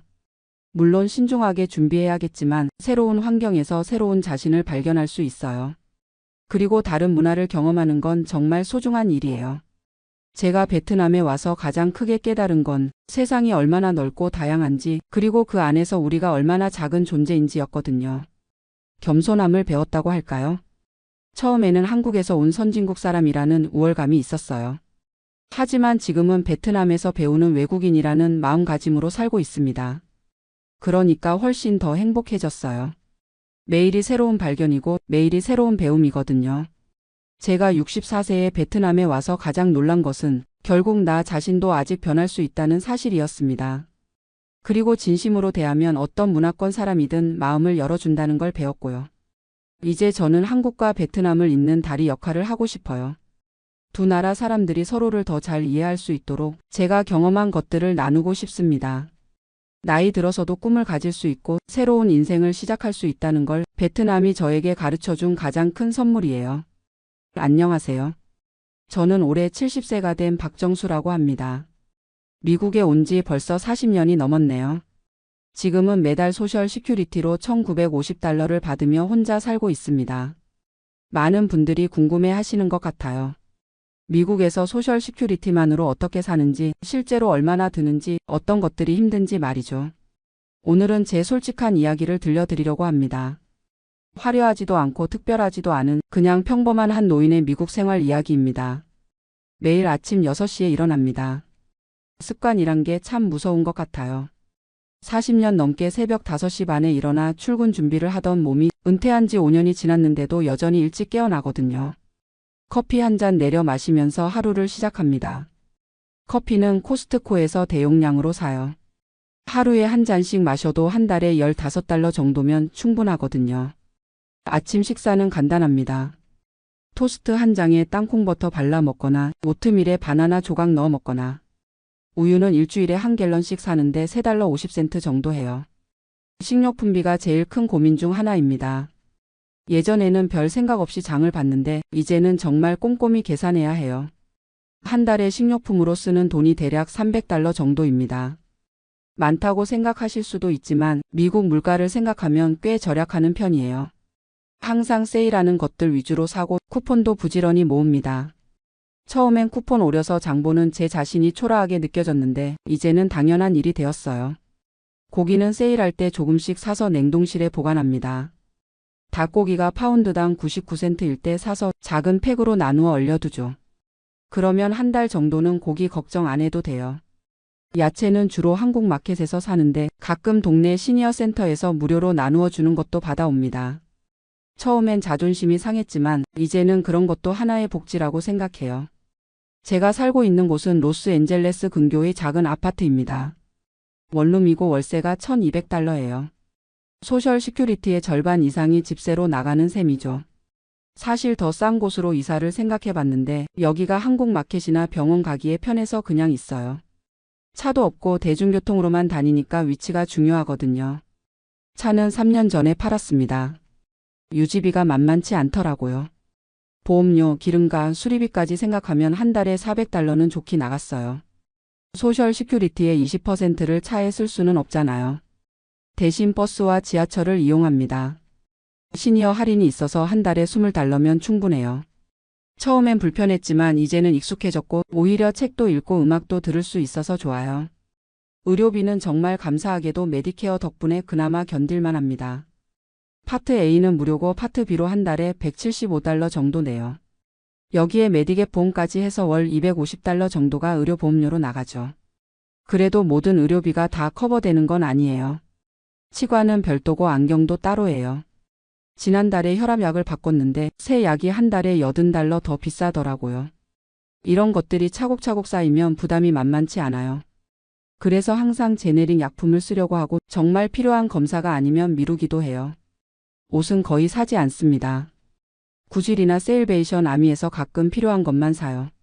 셔츠 하나에 $5, 바지 하나에 $8 정도면 상태 좋은 걸 살 수 있어요. 새 옷 살 돈으로 일주일치 식료품을 사는 게 더 현실적이거든요. 전기요금은 여름이 제일 무서워요. 에어컨을 틀면 한 달에 $200도 나올 수 있거든요. 그래서 낮에는 도서관이나 쇼핑몰에서 시간을 보내요. 어차피 집에 혼자 있어도 할 일이 별로 없으니까요. 겨울에는 난방비 때문에 고민이에요. 히터를 최대한 아껴 쓰려고 하는데 그러다 보니 감기 걸릴까봐 걱정되기도 하고요. 이불 2장 덮고 자는 게 일상이 됐어요. 휴대폰 요금은 한 달에 $30짜리 최저가 플랜을 써요. 인터넷은 집에서 월 $50, 케이블은 끊었습니다. 요즘은 유튜브나 넷플릭스만 봐도 충분하더라고요. 외식은 정말 특별한 날에만 해요. 한 달에 한 번 정도 한국 식당에서 $20짜리 정식을 먹는 게 전부예요. 그것도 쿠폰이 있을 때나 할인 시간대에 가죠. 사실 이런 생활이 처음엔 정말 힘들었어요. 평생 열심히 일했는데 노년에 이렇게 돈 계산하며 살아야 한다니. 특히 자식들 앞에서는 티를 내지 않으려고 해요. 아들이 가끔 전화해서 돈 필요한 거 없어? 라고 물으면 괜찮다, 충분히 있다고 대답하죠. 자식들도 각자 살기 힘든데 부담 주고 싶지 않거든요. 하지만 정말 어려울 때는 있어요. 지난해 에어컨이 고장 났을 때 수리비가 $400나 나왔어요. 그달은 식료품비를 절반으로 줄여야 했죠. 그때 정말 막막했어요. 아들한테 말할까도 생각했지만 결국 혼자 해결했어요. 한 달 동안 라면이랑 계란으로 버텼거든요. 그런데 이상하게도 그 시간이 지나고 나니까 뭔가 더 강해진 기분이 들더라고요. 아, 나도 이 정도는 할 수 있구나 하는 자신감이 생겼어요. 이제는 나름의 노하우도 생겼어요. 도서관에서 신문도 보고 책도 빌려보고 무료 와이파이도 쓸 수 있으니까 좋아요. 시니어 센터에서 하는 프로그램에도 참여해요. 요가 클래스는 한 달에 $10, 영어 회화 모임은 무료예요. 혼자 있는 시간이 줄어들어서 정신 건강에도 좋고요. 한국 마켓에서 할인 쿠폰도 부지런히 모아요. 10% 할인이라도 큰 도움이 되거든요. 그리고 시니어 할인하는 곳들을 다 외워뒀어요. 화요일에는 영화관 시니어 할인, 수요일에는 슈퍼마켓 더블 쿠폰 데이, 목요일에는 약국에서 시니어 20% 할인. 이런 것들이 생활의 리듬이 됐어요. 가끔 옛날 동료들을 만나면 부러워요. 연금도 받고 소셜 시큐리티도 받아서 한 달에 $4,000, $5,000씩 받는 사람들을 보면요. 저는 평생 중소기업에서 일했거든요. 연금이라는 게 없었어요. 401k도 회사에서 매치를 안 해줘서 많이 모으지 못했고요. 그래서 은퇴할 때 갖고 있던 돈이 $150,000 정도였어요. 응급 상황을 위해 아껴두려고 하는데 가끔 큰 지출이 있으면 조금씩 쓸 수밖에 없어요. 계산해보니 이 돈으로는 10년 정도밖에 못 버틸 것 같아요. 그 이후에는 정말 소셜 시큐리티만으로 살아야 하는 거죠. 생각하면 막막하지만 어떻게든 방법을 찾아야겠죠. 그런데 요즘은 생각이 좀 달라졌어요. 돈이 적어도 불행한 건 아니더라고요. 물론 여유는 없지만 최소한 굶지는 않으니까요. 오히려 돈을 아껴 쓰다 보니 새로운 재미를 발견했어요. 쿠폰으로 장을 보고 세일 상품을 찾아다니고 도서관에서 무료 이벤트를 찾아가고 이런 것들이 일종의 게임 같아요. 그리고 정말 필요한 것과 그렇지 않은 것을 구분하게 됐어요. 예전엔 충동 구매도 많이 했는데 이제는 뭘 사기 전에 정말 꼼꼼히 생각해요. 이게 정말 필요한가? 다른 대안은 없나? 더 싼 곳은 없나? 이런 습관이 생기니까 오히려 돈 관리가 더 체계적이 되었어요. 가계부도 쓰기 시작했고 매달 예산을 세워서 지키려고 노력해요. 한 달 예산을 한번 말씀드릴게요. 소셜 시큐리티 $1,950에서 월세 $1,200, 의료보험료 $250, 전기요금 평균 $100, 핸드폰 $30, 인터넷 $50. 여기까지 하면 $1,630예요. 남는 돈이 $320인데 여기서 식료품 $300, 생활용품 $50 정도 쓰면 거의 다 없어져요. 가끔 예상치 못한 지출이 있으면 마이너스가 되죠. 그럴 때는 저축한 돈을 조금씩 써야 해요. 이런 계산을 하다 보면 가슴이 답답해질 때도 있어요. 내가 이런 삶을 살려고 미국에 왔나 싶기도 하고요. 1983년에 미국에 왔을 때는 꿈이 많았거든요. 열심히 일해서 돈 벌고 자식들 좋은 대학 보내고 노후에는 여행도 다니고 싶었어요. 처음 몇 년은 정말 힘들었어요. 영어도 안 되고 기술도 없고. 공장에서 야간 근무를 하면서 낮에는 영어 학교를 다녔어요. 하루에 서너 시간밖에 못 잤지만 그래도 희망이 있었어요. 10년쯤 지나니까 조금씩 자리를 잡더라고요. 한국 음식 재료를 파는 작은 회사에 취직했어요. 급여는 많지 않았지만 영어도 많이 늘고 회사 사정도 알게 되면서 책임감도 생겼죠. 거기서 25년을 일했어요. 중간에 회사가 어려워져서 월급을 못 받은 적도 있고 정리해고 당할 뻔한 적도 있었지만 그래도 버텼어요. 아내와 함께 정말 열심히 살았어요. 아내는 섬유 공장에서 일했고 저는 식품 회사에서 일하면서 둘 다 투잡도 많이 했어요. 주말에는 제가 한국 식당에서 서빙을 하고 아내는 다른 집 청소를 나갔어요. 그렇게 해서 번 돈으로 아들 둘을 키웠죠. 첫째는 UC 버클리를 나와서 지금 엔지니어로 일하고 둘째는 USC 법대를 나와서 변호사가 됐어요. 그게 저희 부부의 가장 큰 자랑이자 성과예요. 아이들 대학 등록금 때문에 집 한 채 값은 다 들어갔지만 전혀 후회 안 해요. 그때는 그게 최선의 선택이었다고 생각하거든요. 아내가 5년 전에 암으로 먼저 갔어요. 정말 갑작스러웠어요. 건강검진에서 발견됐는데 이미 말기였거든요. 그때 의료비가 정말 많이 들었어요. 메디케어가 있어도 본인 부담금이 만만치 않더라고요. 항암 치료비, 호스피스 비용까지 해서 저축한 돈의 절반 정도를 썼어요. 아내가 없어지니까 모든 게 달라졌어요. 혼자 사는 게 이렇게 외로운 줄 몰랐어요. 밥을 해 먹어도 맛이 없고 텔레비전을 봐도 재미없고 그래서 한국에 갈까도 생각해 봤어요. 하지만 40년을 여기서 살았는데 이제 와서 한국에 가서 뭘 하겠어요. 게다가 한국도 생활비가 만만치 않다고 하더라고요. 아들들이 가끔 아버지 우리 집으로 오세요라고 하는데 그것도 쉽지 않아요. 며느리들 입장에서는 부담스러울 거고 저도 눈치 보며 살기 싫거든요. 그래서 혼자 사는 걸 선택했어요. 경제적으로는 힘들지만 적어도 마음은 편해요. 누구 눈치 안 보고 제가 하고 싶은 대로 살 수 있으니까요. 요즘은 새로운 루틴이 생겼어요. 월요일에는 도서관에서 한국신문을 보고 화요일에는 시니어센터에서 태극권을 배워요. 수요일에는 한국마켓에서 장을 보고 목요일에는 교회에 가요. 금요일에는 집에서 쉬고 주말에는 가끔 공원에 산책을 가거나 집에서 한국 드라마를 봐요. 단조로워 보일 수 있지만 저한테는 이런 일상이 소중해요. 아무도 귀찮게 하지 않고 제 페이스대로 살 수 있거든요. 그리고 작은 즐거움들을 찾게 됐어요. 도서관에서 한국 책을 발견했을 때의 기쁨, 쿠폰으로 장을 봐서 예상보다 적게 나왔을 때의 뿌듯함, 시니어센터에서 새로운 친구를 만났을 때의 즐거움. 이런 것들이 저에게는 큰 행복이에요. 건강 관리도 나름대로 신경 써요. 돈이 없으니까 아프면 안 되거든요. 매일 30분씩 걷기를 하고 집에서 간단한 스트레칭도 해요. 음식도 가능한 한 직접 해서 먹어요.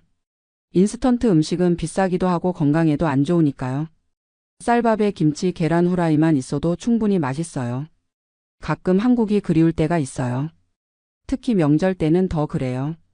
추석이나 설날에 혼자 있으면 정말 외로워요. 그럴 때는 한국 음식을 해 먹어요. 비싸더라도 한국 마켓에서 갈비를 사서 구워 먹거나 송편을 만들어 먹기도 해요. 혼자 먹는 게 쓸쓸하지만 그래도 고향 맛을 느낄 수 있어서 위로가 돼요. 요즘은 유튜브에서 한국 프로그램도 많이 봐요. 나는 자연인이다나 백패커 같은 프로그램을 보면서 대리만족을 해요. 여행은 못 가지만 화면으로라도 한국을 볼 수 있어서 좋아요. 아들들과는 일주일에 한 번씩 전화해요. 서로 바쁘니까 길게 하지는 못하지만 그래도 목소리라도 들으면 마음이 든든해져요. 손자들 소식 듣는 것도 큰 즐거움이고요. 가끔 아들들이 돈 얘기를 할 때가 있어요. 아버지 생활비 부족하지 않아요? 라고 물으면 항상 괜찮다고 대답해요. 정말 어려울 때는 말할 수도 있겠지만 지금은 그래도 혼자 해결할 수 있는 수준이니까요. 사실 자식들한테 경제적으로 의존하고 싶지 않아요. 물론 정말 급할 때는 도움을 요청할 수도 있겠지만 가능한 한 독립적으로 살고 싶어요. 그게 제 자존심이기도 하고 자식들에게 부담을 주지 않는 방법이기도 하고요. $2,000로 사는 게 쉽지는 않지만 불가능하지도 않아요. 물론 여유는 없지만 기본적인 생활은 할 수 있거든요. 중요한 건 욕심을 버리는 거예요. 예전에는 좋은 걸 먹고 있고 싶었지만 이제는 필요한 것만 있으면 만족해요.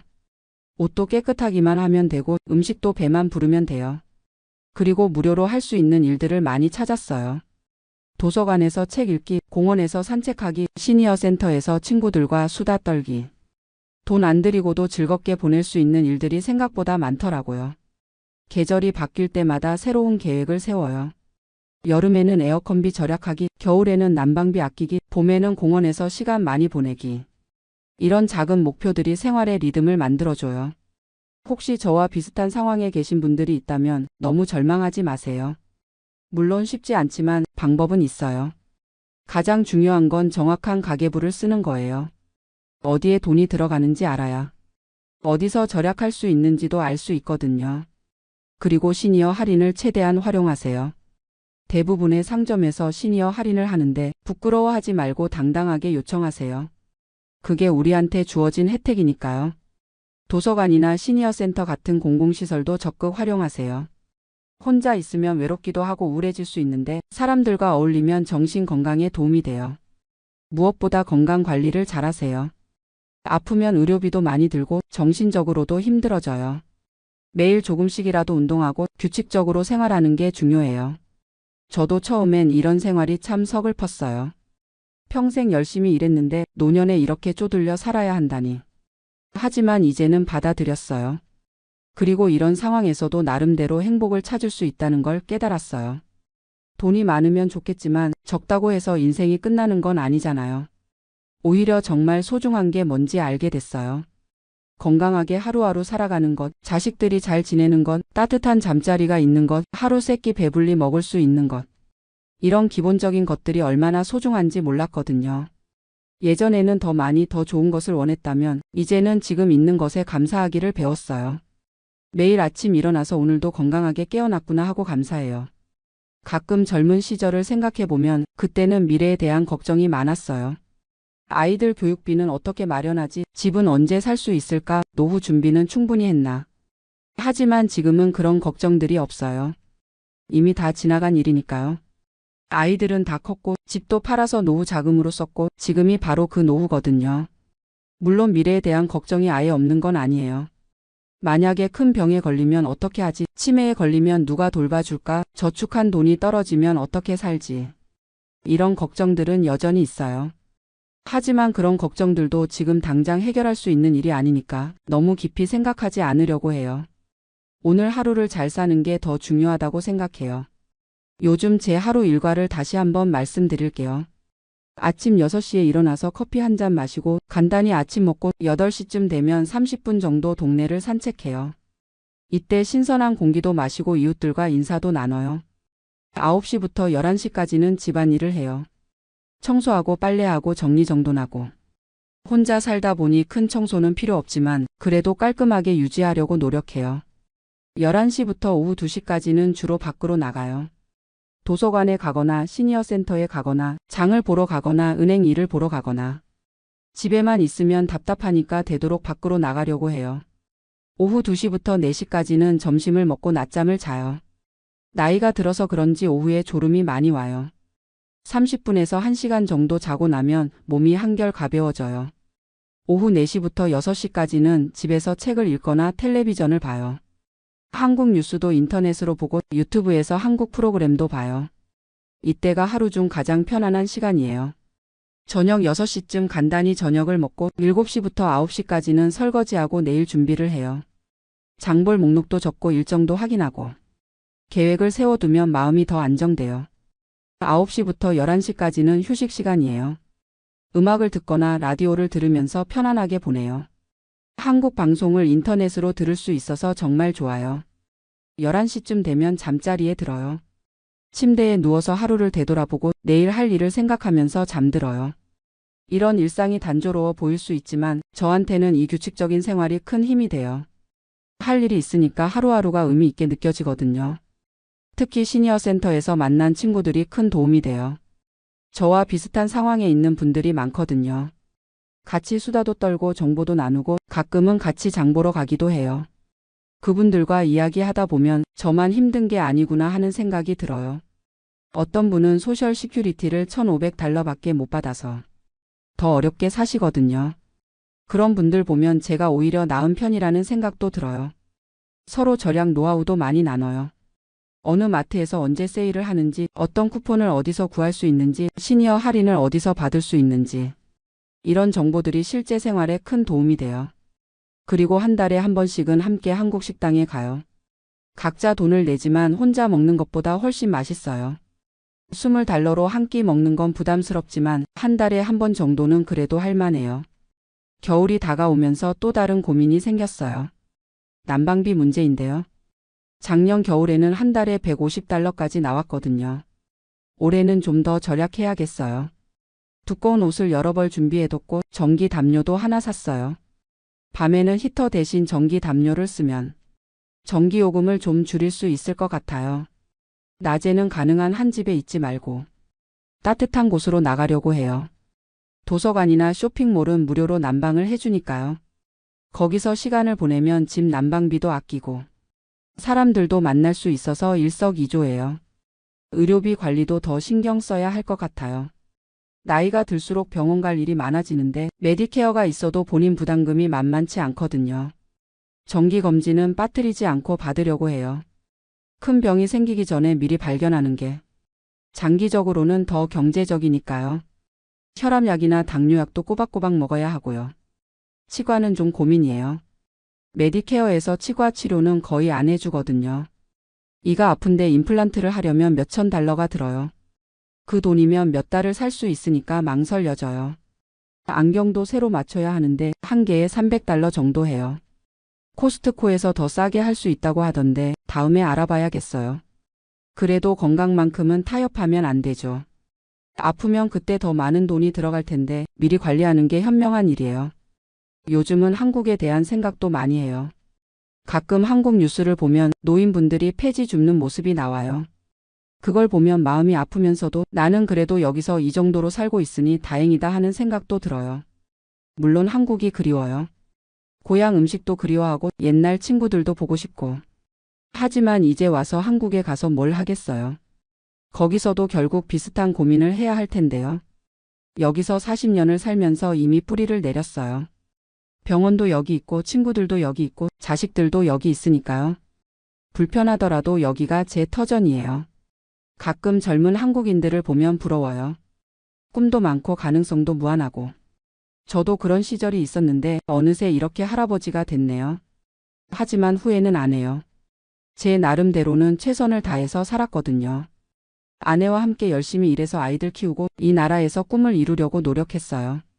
비록 부자는 되지 못했지만 아이들은 잘 키웠고 지금도 건강하게 살고 있으니 그것만으로도 성공한 인생이라고 생각해요. 앞으로 몇 년을 더 살 수 있을지 모르겠지만 남은 시간도 의미 있게 보내고 싶어요. 돈은 적어도 마음은 풍요롭게 건강하게 하루하루를 살아가고 싶어요. 혹시 이야기를 듣고 계신 분들 중에 비슷한 상황에 있는 분이 계시다면 너무 절망하지 마세요. 분명히 방법은 있어요. 중요한 건 현실을 받아들이는 거예요. 돈이 적으면 적은 대로 사는 방법을 찾으면 돼요. 욕심을 줄이고 감사할 줄 알고 작은 행복에도 만족할 줄 안다면 얼마든지 행복하게 살 수 있어요. 그리고 혼자가 아니라는 걸 기억하세요. 비슷한 상황의 사람들이 많아요. 서로 도우면서 살아가면 어려운 시기도 이겨낼 수 있어요. 마지막으로 건강만큼은 꼭 챙기세요. 돈을 아끼려다가 건강을 해치면 결국 더 큰 손해를 보게 돼요. 필요한 의료비는 아끼지 말고 평소에 운동하고 규칙적으로 생활하세요. 제 이야기가 누군가에게 도움이 됐으면 좋겠어요. 화려하지는 않지만 솔직한 이야기였습니다. 소셜 시큐리티 2,000달러로 사는 일상, 생각보다 불가능한 일은 아니에요. 물론 쉽지는 않지만 지혜롭게 살면 충분히 할 수 있어요. 오늘도 감사한 마음으로 하루를 마무리하며 내일도 건강하게 맞이하고 싶습니다. 들어주셔서 감사합니다. 안녕하세요. 71세 박용수입니다. 지금 이렇게 한국에 돌아와서 평온한 마음으로 이야기할 수 있게 돼서 정말 다행이라고 생각해요. 포틀랜드에서 겪었던 그 일들을 생각하면 아직도 가슴이 답답해지지만 그래도 이제는 웃으면서 얘기할 수 있게 됐네요. 제가 왜 이런 이야기를 하게 됐는지부터 말씀드릴게요. 요즘 유튜브나 인터넷에서 미국 이민 이야기, 특히 포틀랜드 얘기를 많이 하더라고요. 무소득세라고 세금 천국이라고 하면서 장밋빛 그림만 그려주는 분들이 많아요. 저도 그런 말에 속아서 1년 넘게 고생했거든요. 그래서 같은 실수를 하실 분들이 없으셨으면 해서 제 경험담을 솔직하게 털어놓으려고 합니다. 저는 40년 동안 작은 금속가공업체를 운영했어요. 직원이 15명 정도 되는 소규모 회사였지만 그래도 성실하게 해서 나름 괜찮게 살았죠. 2019년에 은퇴하면서 공장을 정리하고 그동안 모은 돈으로 여유롭게 살고 있었어요. 은퇴 후에는 시간이 많다 보니까 인터넷을 많이 하게 되더라고요. 처음엔 뉴스나 건강 정보 정도만 봤는데 어느 날부터 해외 이민 관련 유튜브를 보게 됐어요. 그 중에서도 미국 오리건주 포틀랜드 이야기가 특히 매력적으로 들렸거든요. 판매세가 없다는 거였어요. 세일즈 텍스가 없다고 하니까 물건 살 때마다 세금 안 내도 된다는 뜻이잖아요. 한국은 부가세 10%인데 거기는 0%라니. 게다가 집값도 한국보다 싸고 공기도 맑고 자연도 좋다고 하더라고요. 그때 한국 세금이 정말 부담스러웠거든요. 건강보험료만 해도 한 달에 15만 원씩 나가고 재산세, 종합소득세까지 합치면 1년에 몇백만 원이 나가더라고요. 은퇴자에게는 정말 큰 부담이었어요. 그런데 유튜브에서는 포틀랜드가 마치 천국처럼 그려지는 거예요. 은퇴자들의 천국이다. 세금 걱정 없이 살 수 있다. 한국보다 의료비도 싸다. 이런 식으로요. 저도 모르게 점점 그쪽으로 마음이 기울어지기 시작했어요. 집사람한테 얘기해봤더니 처음엔 완전히 반대하더라고요. 나이가 몇인데 지금 가서 뭘 하려고 그래 하면서요. 미국에 사는 아들한테도 전화해봤더니 아버지 인터넷 정보만 믿고 그러시면 안 돼요. 현실은 다를 수 있어요 라고 하더라고요. 하지만 저는 이미 마음을 굳혔어요. 40년 동안 사업하면서 이런저런 일들을 겪어봤는데 이 정도 결정도 못 내린다면 남자가 아니라고 생각했거든요. 경험도 안 해보고 뭘 안다고 그래 하면서 밀어붙였어요. 2022년 겨울부터 본격적으로 준비를 시작했어요. 집을 팔고 이민 수속을 밟고 포틀랜드에 집도 알아봤죠. 강남에 있던 40평 아파트를 12억에 팔았어요. 그 돈으로 포틀랜드에서 200평 되는 단독주택을 65만 달러에 샀거든요. 환율로 치면 8억 정도였으니까 4억은 남는 셈이었죠. 주변 사람들 반응이 재미있었어요. 대단하시네요. 용기 있으시네요. 부러워요. 이런 말들을 많이 들었거든요. 그런 말 들을 때마다 기분이 좋았어요. 역시 내가 결정을 잘했구나 하는 생각이 들었죠. 2023년 3월에 드디어 포틀랜드에 도착했어요. 처음 며칠은 정말 좋았어요. 공기가 맑고 집은 넓고 마당도 있고. 한국에서는 상상도 못할 규모의 집에서 살게 됐으니까요. 마트 가서 장볼 때도 세금이 안 붙으니까 신기하고 좋더라고요. 그런데 며칠 지나니까 이상한 점들이 눈에 들어오기 시작했어요. 시내에 나가보니까 노숙자들이 생각보다 많은 거예요. 텐트 치고 사는 사람들, 쇼핑카트 끌고 다니는 사람들. 처음엔 큰 도시니까 이런 사람들도 있겠지 하고 넘어갔어요. 그런데 시간이 갈수록 문제가 심각하다는 걸 깨닫게 됐어요. 우리 집 근처에도 노숙자들이 나타나기 시작했거든요.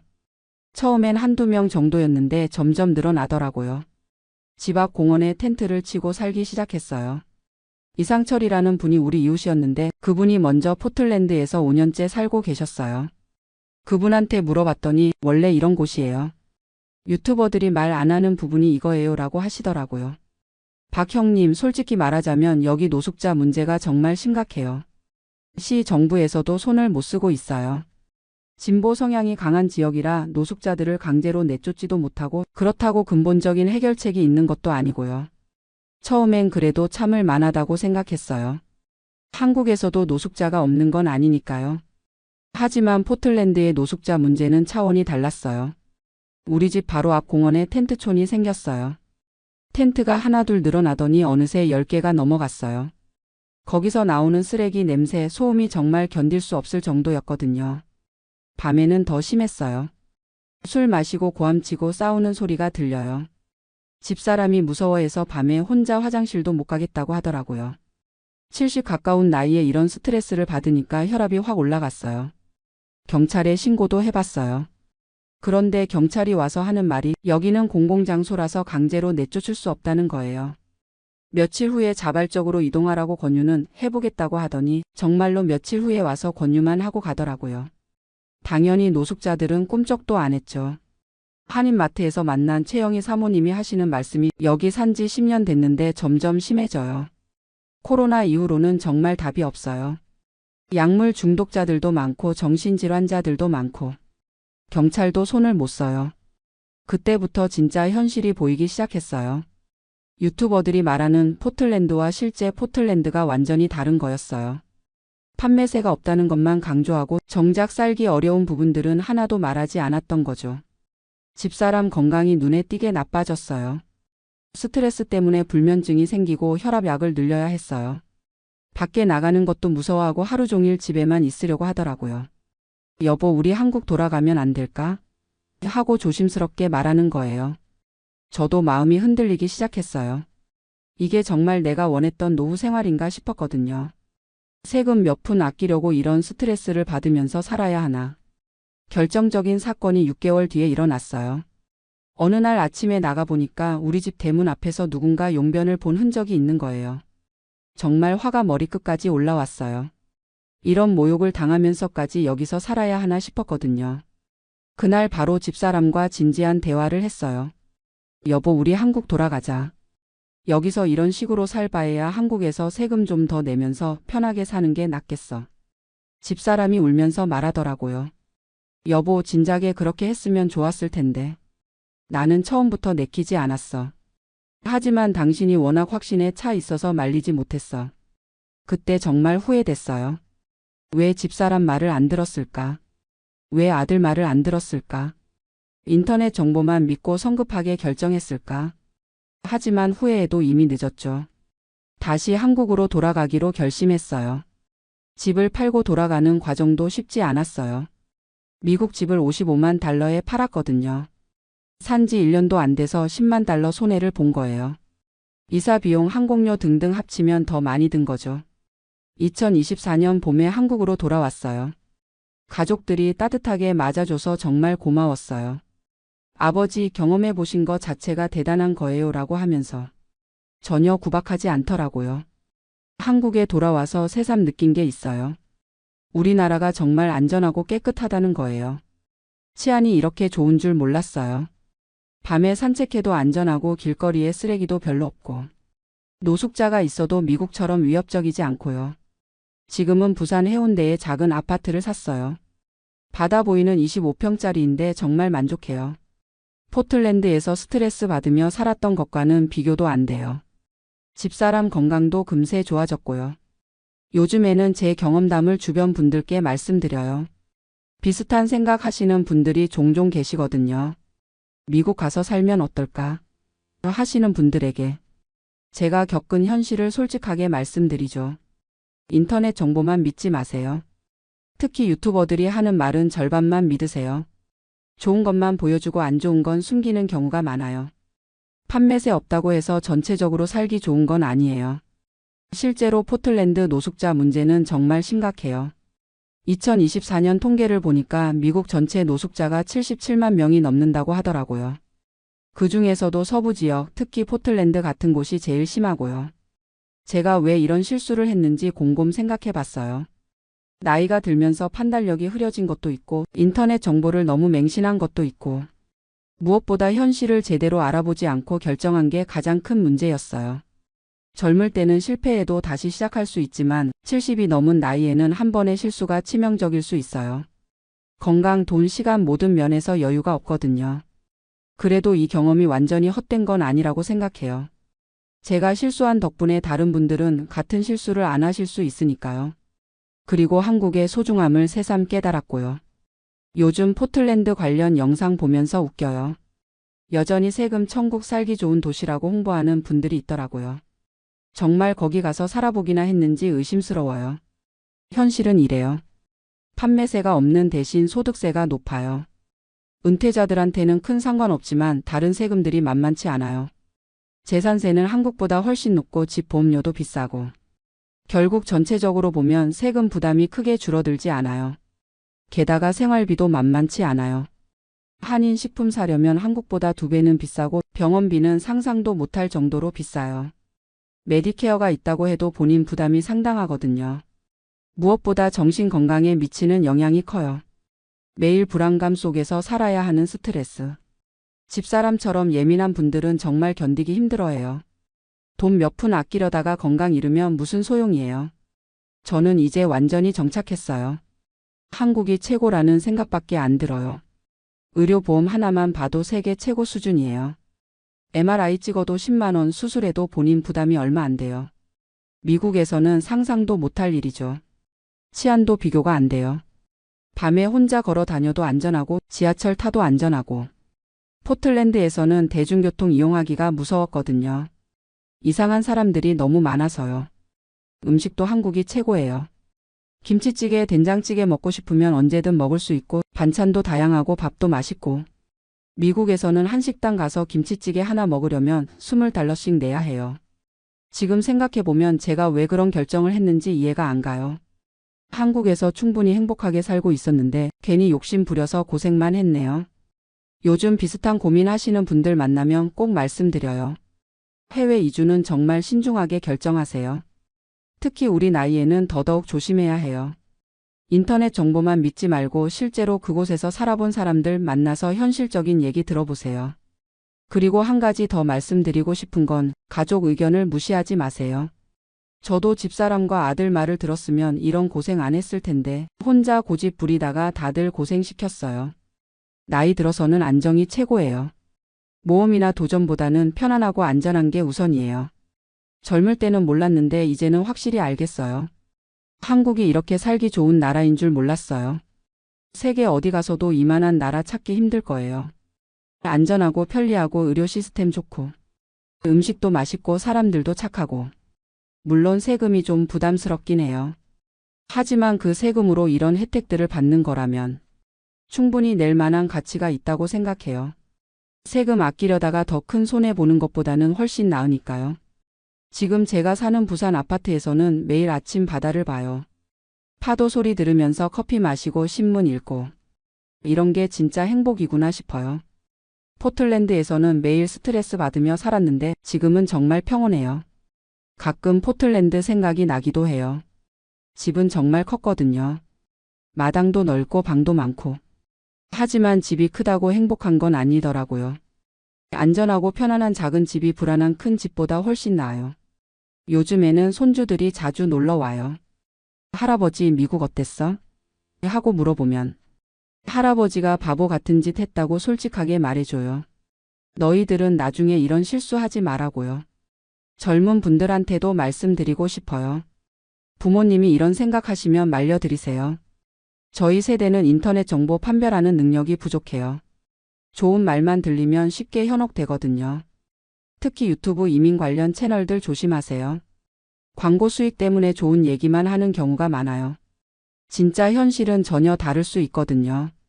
제가 이렇게 긴 얘기를 하는 이유는 같은 실수하시는 분들이 없었으면 해서예요.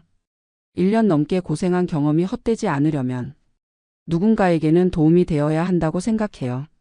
마지막으로 한 말씀 더 드리면 나이 들어서는 현상 유지가 최고예요. 괜히 큰 변화 주려다가 더 힘들어질 수 있어요.